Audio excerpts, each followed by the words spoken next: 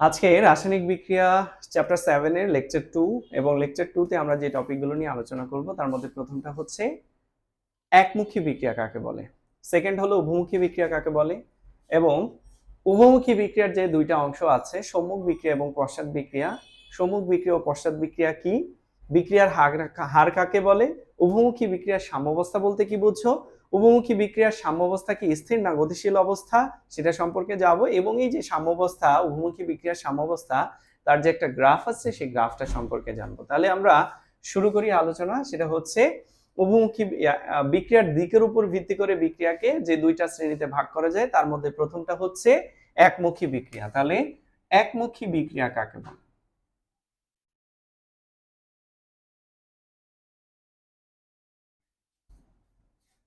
যে সকল রাসায়নিক বিক্রিয়ায়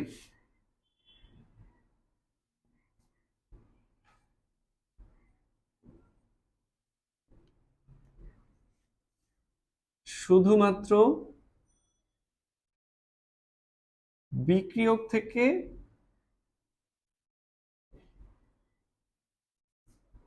উৎপাদ গঠন হয়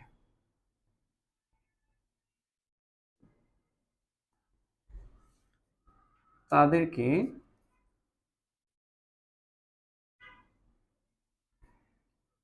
একমুখী বিক্রিয়া বলে। তাহলে যে সকল রাসায়নিক বিক্রিয়া শুধুমাত্র বিক্রিয়ক থেকে উৎপাদ হয়, অর্থাৎ আমরা যদি এক্সাম্পল দেই, ধরো ক্যালসিয়াম কার্বনেট CaCO3, এটাকে যদি আমরা তাপ দেই তাহলে এটা বিয়োজিত হবে, তাই না? এটা এক ধরনের বিয়োজন বিক্রিয়া। ক্যালসিয়াম কার্বনেট ভেঙে গিয়ে এখানে ক্যালসিয়াম অক্সাইড এবং কার্বন ডাই অক্সাইড উৎপন্ন হয়। এই বিক্রিয়াটা যদি আমরা খোলা পাত্রে করি, কেমন? খোলা পাত্র, তাহলে বিক্রিয়াটা একমুখী হতে থাকবে। কেন? এইখানে ক্যালসিয়াম কার্বনেট ভেঙে যে ক্যালসিয়াম অক্সাইড এবং কার্বন ডাই অক্সাইড উৎপন্ন হয়, কার্বন ডাই অক্সাইড তো গ্যাসীয় পদার্থ, তাই না? তাহলে গ্যাসটা উড়ে যাবে, তখন বিক্রিয়াটা শুধুমাত্র একদিকে চলতে থাকবে। আচ্ছা, এখন আরেকটা উদাহরণ হলো, যেমন ধরো সোডিয়াম কার্বনেট Na2CO3, এটাকে যদি আমরা তাপ দেই তাহলে এখান থেকেও sodium oxide plus carbon die oxide produce হবে। এইটাও যদি আমরা খোলা পাত্রে করি বিক্রিয়াটা একমুখী হয়ে যাবে। অর্থাৎ এখানে শুধুমাত্র বিক্রিয়ক থেকে উৎপাদ হবে, উৎপাদ থেকে বিক্রিয়ক গঠন সম্ভব না। ঠিক আছে? আচ্ছা, এরপরে উভমুখী বিক্রিয়া।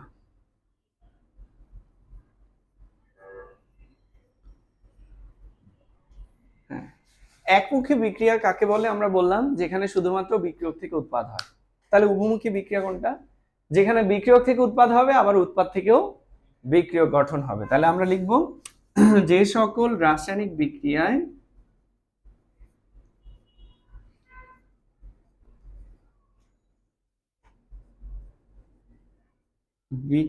বিক্রিয়ক থেকে উৎপাদ, বিক্রিয়ক হতে উৎপাদ এবং পুনরায় উৎপাদ থেকে বিক্রিয়ক গঠন হয়,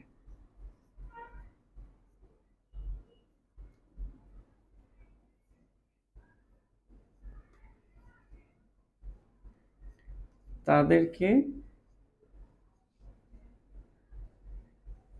উভমুখী বিক্রিয়া বলে। আচ্ছা, তাহলে যে সকল রাসায়নিক বিক্রিয়া বিক্রিয়ক থেকে উৎপাদ এবং পুনরায় উৎপাদ থেকে বিক্রিয়ক গঠন হয় সেটাই হলো উভমুখী বিক্রিয়া। আচ্ছা, এটার যদি আমি এক্সাম্পল দেই, উভমুখী বিক্রিয়া কোনটা?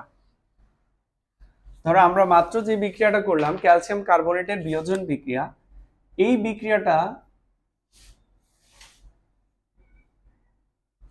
বিক্রিয়াটা যদি আমরা বদ্ধ পাত্রে করি, বদ্ধ পাত্র,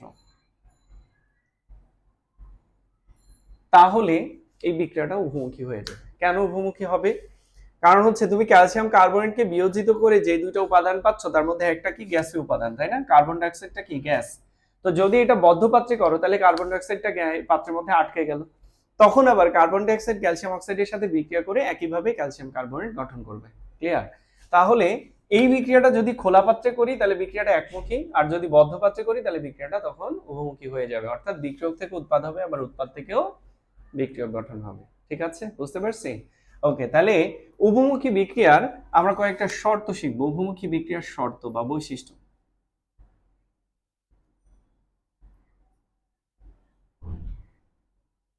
উভমুখী বিক্রিয়ার বৈশিষ্ট্য।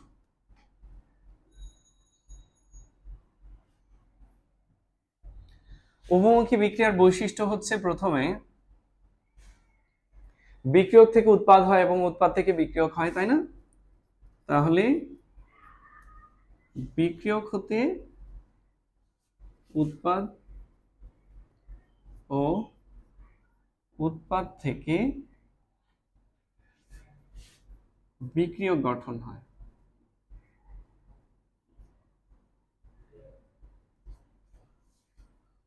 আচ্ছা, এরপরে হলো বিক্রিয়ক এবং উৎপাদ এই দুইজনের মাঝখানে দেখো একটা চিহ্ন ব্যবহার হচ্ছে, এটাকে বলে উভমুখী চিহ্ন। এটাকে কি বলে? উভমুখী চিহ্ন।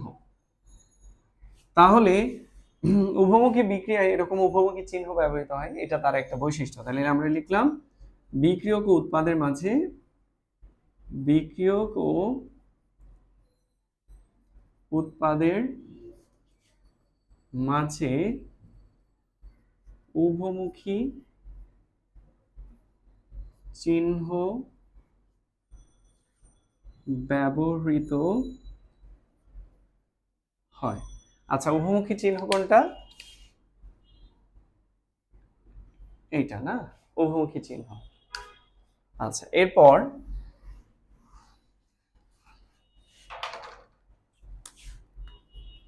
3 নাম্বার শর্ত বৈশিষ্ট্য, সেটা হচ্ছে বিক্রিয়ক এবং উৎপাদের মধ্যে কোনো একটা উপাদান যদি গ্যাসীয় হয়, যেমন ধরো উৎপাদের মধ্যে কার্বন ডাইঅক্সাইডটা কি গ্যাস, এই জন্য বিক্রিয়াটাকে আমাকে বদ্ধ পাত্রে করা লাগতেছে, তাই না? তাহলে আমরা লিখবো যে বিক্রিয়ক ও উৎপাদের মধ্যে যদি কোনো একটা উপাদান গ্যাসীয় হয় তাহলে সেটাকে বদ্ধ পাত্রে করতে হয়।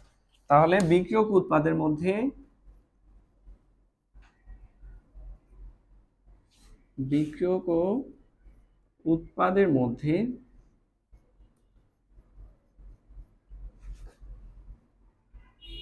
কোনো একটি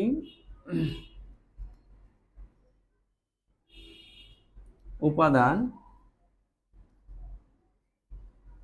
গ্যাসীয় হলে বিক্রিয়া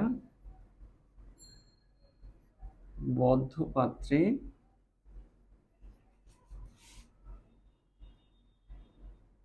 সংঘটিত হয়। তাহলে উভমুখী বিক্রিয়ার বৈশিষ্ট্যের প্রথমটা আমরা কি শিখলাম? বিক্রিয়ক থেকে উৎপাদ হবে এবং পুনরায় উৎপাদ থেকে বিক্রিয়ক গঠন হবে। 2 নম্বর শর্ত বলছে যে বিক্রিয়ক উৎপাদের মাঝে উভমুখী চিহ্ন ব্যবহৃত হবে, এবং 3 নম্বর কি বলছে যে বিক্রিয়ক উৎপাদের মধ্যে কোনো একটি উপাদান যদি গ্যাসীয় হয় তাহলে বিক্রিয়াটা বদ্ধ পাত্রে সংঘটিত হবে। ঠিক আছে, উভমুখী বিক্রিয়ার বৈশিষ্ট্য ক্লিয়ার? ওকে, এখন আসি উভমুখী বিক্রিয়ার পরে উভমুখী বিক্রিয়ার কয়টা অংশ বা উভমুখী বিক্রিয়াকে কয়টা ভাগে ভাগ করা যায়? 2টা ভাগে।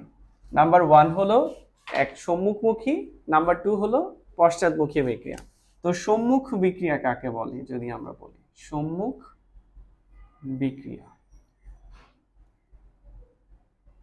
তাহলে উভমুখী বিক্রিয়া এটার 2টা অংশ, তাই না? উভমুখী বিক্রিয়ার 2টা অংশের মধ্যে একটা হলো সম্মুখ বিক্রিয়া, আরেকটা কি?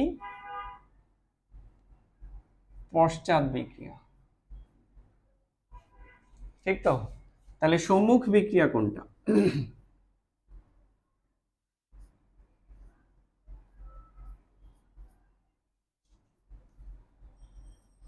সম্মুখ বিক্রিয়া কোনটা? আমরা মাত্র বললাম যে উভমুখী বিক্রিয়ার 2টা অংশ। কি বললাম? উভমুখী বিক্রিয়ার 2টা অংশ, একটা অংশ সম্মুখ আর একটা হলো পশ্চাৎ। তা আমরা কি বলবো? উভমুখী বিক্রিয়ার যে অংশে বিক্রিয়ক থেকে উৎপাদ গঠন হয়, উভমুখী বিক্রিয়ার যে অংশে বিক্রিয়ক থেকে উৎপাদ গঠন হয় সেটাকে সম্মুখ বিক্রিয়া বলে। তাহলে লিখে ফেলি, উভমুখী বিক্রিয়ার, উভমুখী বিক্রিয়ার যে অংশে বিক্রিয়ক থেকে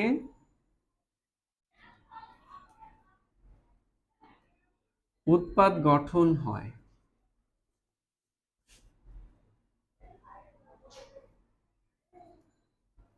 তাকে সম্মুখ বিক্রিয়া বলে।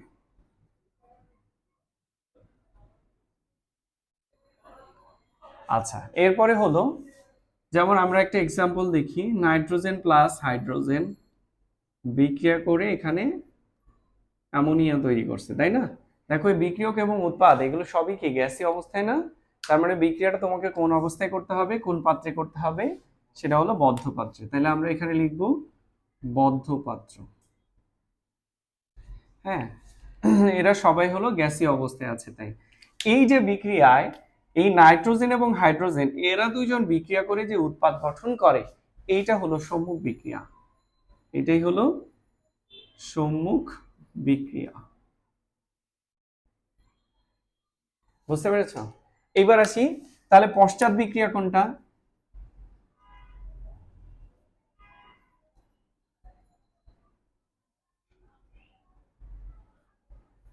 পশ্চাৎ বিক্রিয়া কোনটা?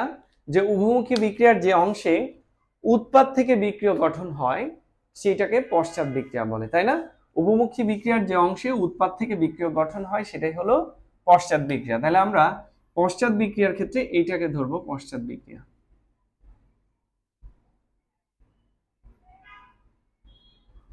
ওকে, তাহলে পশ্চাৎ বিক্রিয়া লিখতে পারবো না?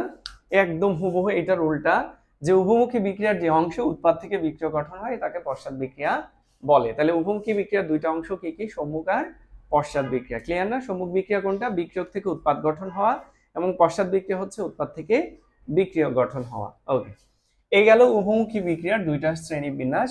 এরপরে হলো বিক্রিয়ার হার। বিক্রিয়ার হার,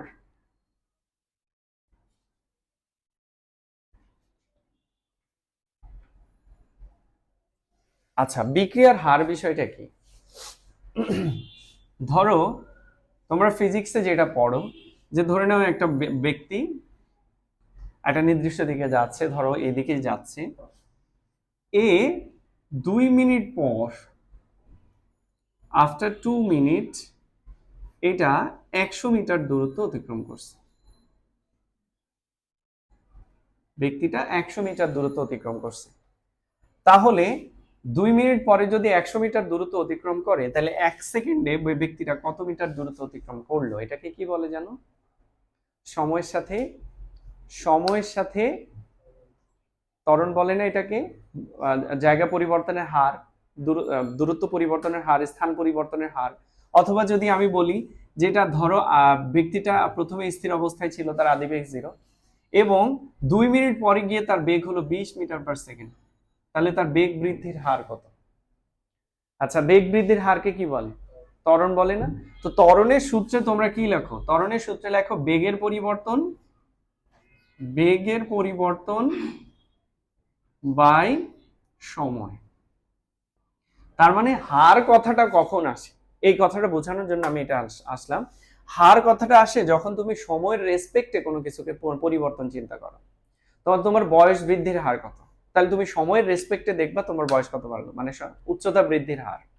উচ্চতা বৃদ্ধির হার কত? ধরো তুমি 1 বছর আগে তোমার উচ্চতা ছিল 4 ফিট, এখন তোমার উচ্চতা হলো 5 ফিট 6 ইঞ্চি। কথার কথা। তাহলে এই 1 বছরে তোমার উচ্চতা বৃদ্ধির হার কত? তাহলে তুমি কি করবা? উচ্চতা তোমার কতটুকু বাড়লো সেটাকে সময় দিয়ে ভাগ করবা, তাই না? তাহলে পেয়ে যাবে যে উচ্চতা কতটুকু বৃদ্ধি পাইলো। তার মানে যে কোনো কিছুর হার যদি বের করতে বলে, পরিবর্তনের হার, তাহলে বুঝবা যে ওই রাশির পরিবর্তন বাই হচ্ছে সময়। তার মানে সময়ের রেসপেক্টে চিন্তা করতে হবে।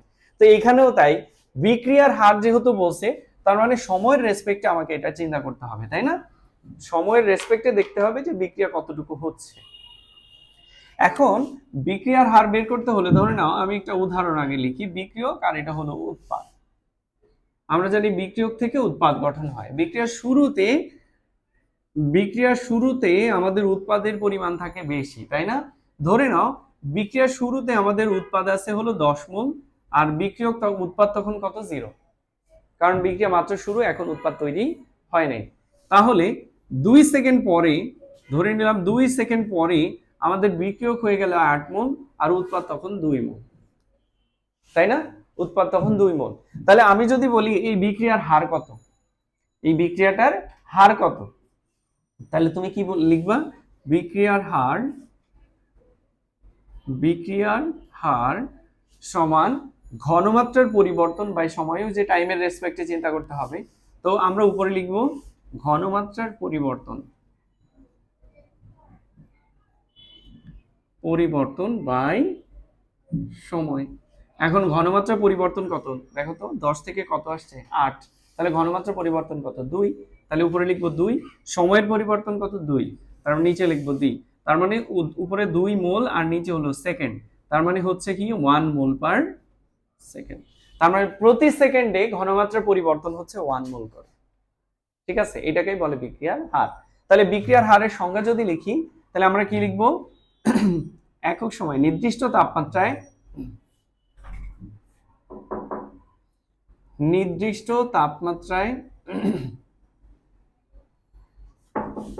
একক সময়ে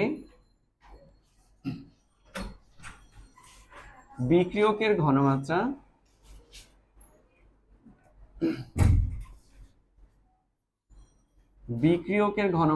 যে পরিমাণ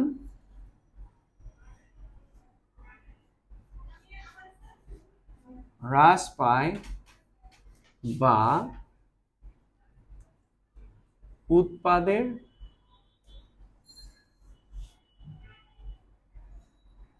ঘনমাত্রা যে পরিমাণ বৃদ্ধি পায় তাকে ওই বিক্রিয়ার হার বলে। ঠিক আছে, তাহলে বিক্রিয়ার হার হচ্ছে নির্দিষ্ট তাপমাত্রা বা স্থির তাপমাত্রায় একক সময়ে বিক্রিয়কের ঘনমাত্রা যে পরিমাণ হ্রাস পায় বা উৎপাদের ঘনমাত্রা যে পরিমাণ বৃদ্ধি পায় তাকে ওই বিক্রিয়ার হার বলে। তাহলে বিক্রিয়ার হারের সূত্র, বিক্রিয়ার হার এটাকে আর দিয়ে প্রকাশ করে। আর সমান হচ্ছে ঘনমাত্রার পরিবর্তন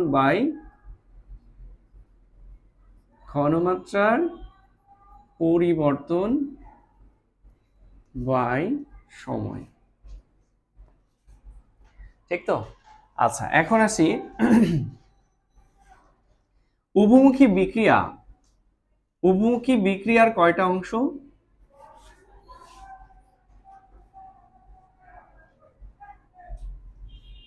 উভমুখী বিক্রিয়ার কয়টা অংশ? দুইটা, একটা সম্মুখ বিক্রিয়া আর একটা হলো পশ্চাৎ বিক্রিয়া, তাই না? সম্মুখ বিক্রিয়ার হারকে বলে, যেহেতু এখানে বিক্রিয়া দুইটা, সম্মুখ আর পশ্চাৎ, তার মানে এখানে বিক্রিয়ার হারও কয়টা? দুইটা। তো সম্মুখ বিক্রিয়ার যে হার সেটা হচ্ছে সম্মুখ বিক্রিয়ার হার R1 এবং পশ্চাৎ বিক্রিয়ার রেটকে বলে হচ্ছে পশ্চাৎ বিক্রিয়ার হার R2। ঠিক আছে, কথাটা বুঝতে পারছো? তাহলে উভমুখী বিক্রিয়ার কয়টা হার? দুইটা, সম্মুখ বিক্রিয়ার হার আর এটা হচ্ছে পশ্চাৎ বিক্রিয়ার হার, কারণ এখানে বিক্রিয়া দুইটা। ক্লিয়ার তো?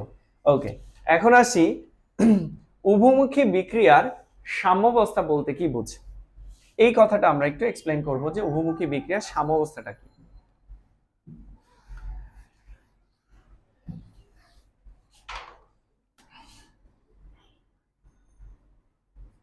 আচ্ছা, উভমুখী বিক্রিয়া হলো বিক্রিয়ক থেকে উৎপাদ হয়, আবার উৎপাদ থেকেও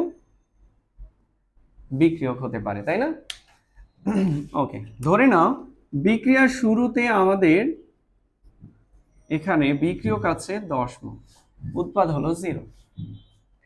আচ্ছা, 1 সেকেন্ড পর আমাদের বিক্রিয়ক হলো 9 মোল এবং উৎপাদ হলো কয় মোল? 1 মোল। বিক্রিয়ক যতটুকু ভাঙে উৎপাদ ততটুকুই গঠিত হয়। আচ্ছা, তা অর্থাৎ বিক্রিয়কের ঘনমাত্রা যতটুকু কমবে উৎপাদের ঘনমাত্রা ততটুকু বৃদ্ধি পাবে। 2 সেকেন্ড পরে কি হবে বলো তো? বিক্রিয়ক হবে 8 মোল, উৎপাদ কত মোল? 2 মোল। 3 সেকেন্ড পর, আফটার 3 সেকেন্ড কত আসবে? 7 মোল, 3 মোল। আচ্ছা, 4 সেকেন্ড পর,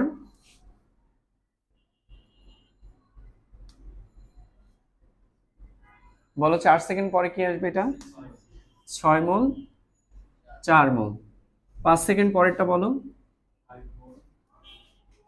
5 মোল, 5 মোল। 6 সেকেন্ড পরে বলো 4 মোল 6 মোল, তাই না? আচ্ছা এটা কি উভমুখী বিক্রিয়া না? হ্যাঁ। আচ্ছা আমরা দেখো তো প্রথম থেকে 1 সেকেন্ড থেকে শুরু করে 6 সেকেন্ড পর্যন্ত ধরো আমরা বিক্রিয়াটা অবজার্ভ করছি।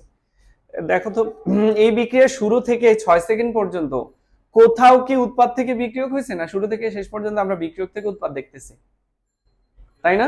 কিন্তু তাই হয় কি উভমুখী বিক্রিয়ায় কি তাই হয়? বিক্রিয়ক থেকে উৎপাদ হয়, আবার উৎপাদ থেকেও বিক্রিয়ক হয় না। কিন্তু এই বিক্রিয়ার 6 সেকেন্ড পর্যন্ত আমরা কোথাও দেখতেছি যে উৎপাদ থেকে বিক্রিয়ক হচ্ছে। তার মানে আমাদের এই হিসাব করা ভুল হয়েছে। হ্যাঁ, তাহলে কেন এটা আমরা এভাবে হিসাব করব না, বা কিভাবে হিসাব করব উভমুখী বিক্রিয়া, সেটা হচ্ছে ধরে নাও তোমরা দুই বন্ধু, এই একজন দুই বন্ধু, এর কাছে ধরো তোমার 10টা ইট আছে।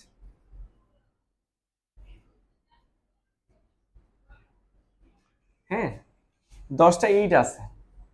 তো এ প্রথম বন্ধু কি করবে, দ্বিতীয় বন্ধুকে লক্ষ্য করে ইট ছুড়বে।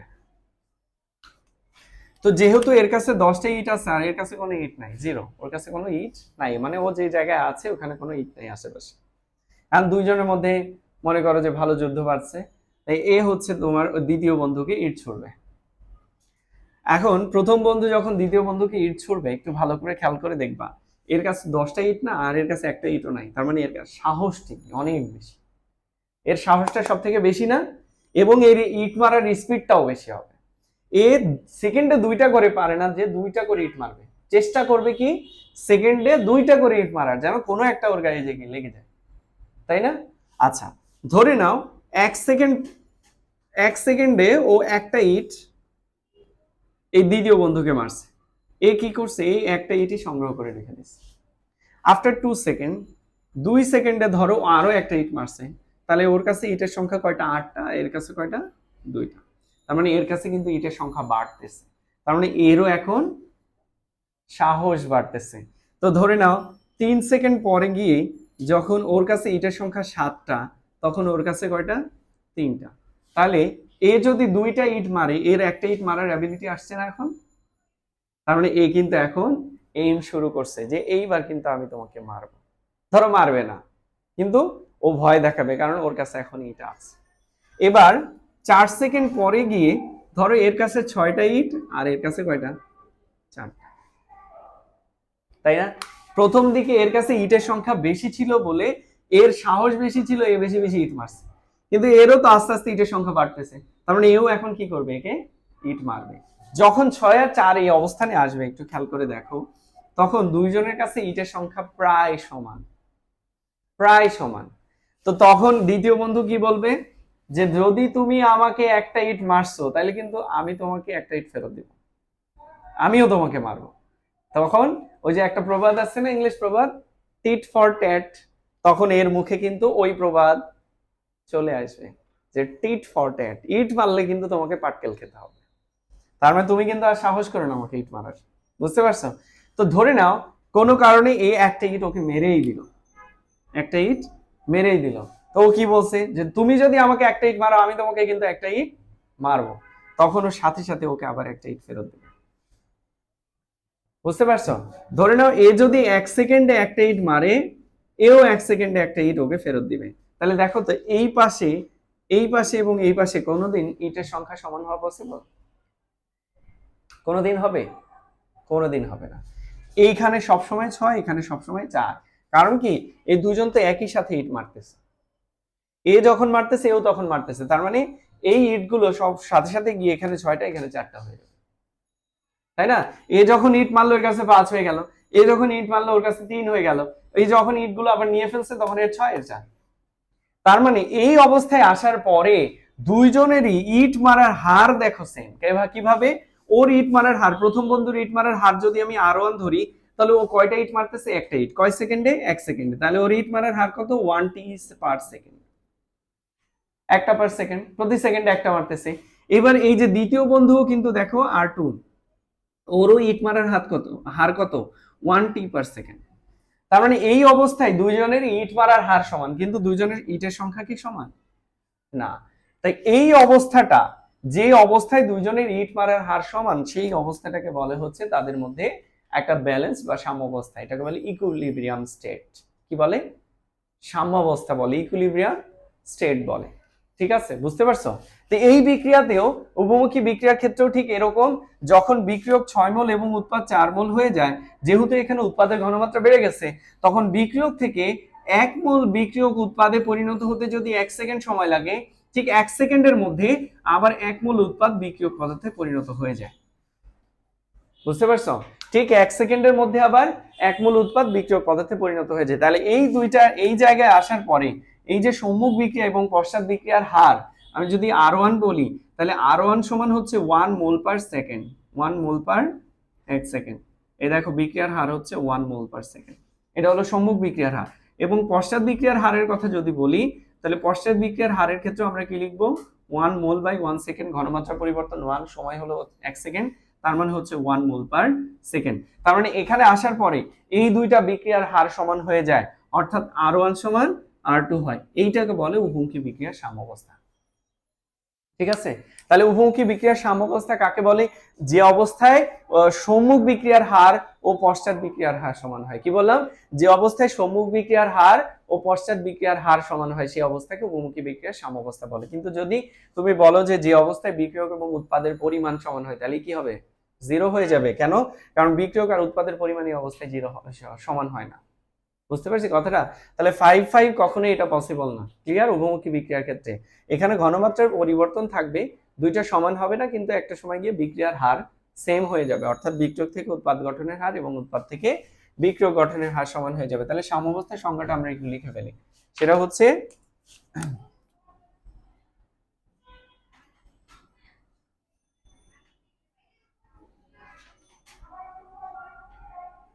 উভমুখী বিক্রিয়ার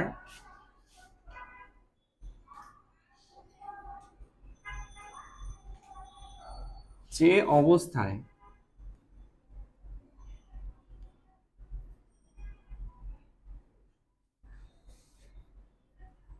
সম্মুখ বিক্রিয়ার হার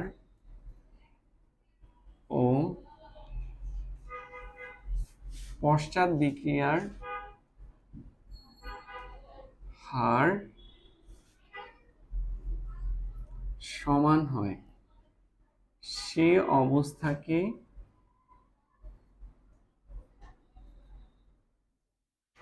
উভমুখী বিক্রিয়ার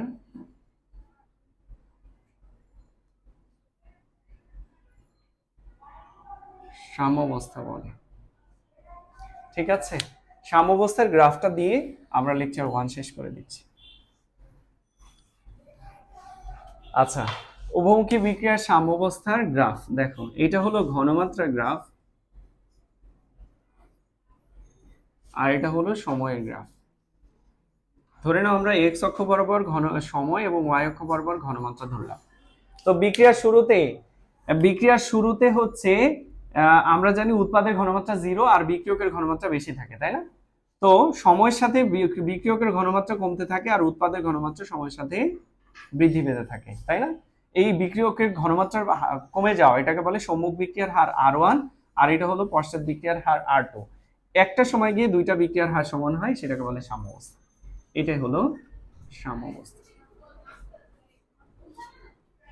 এই হলো সাম্যাবস্থার গ্রাফ।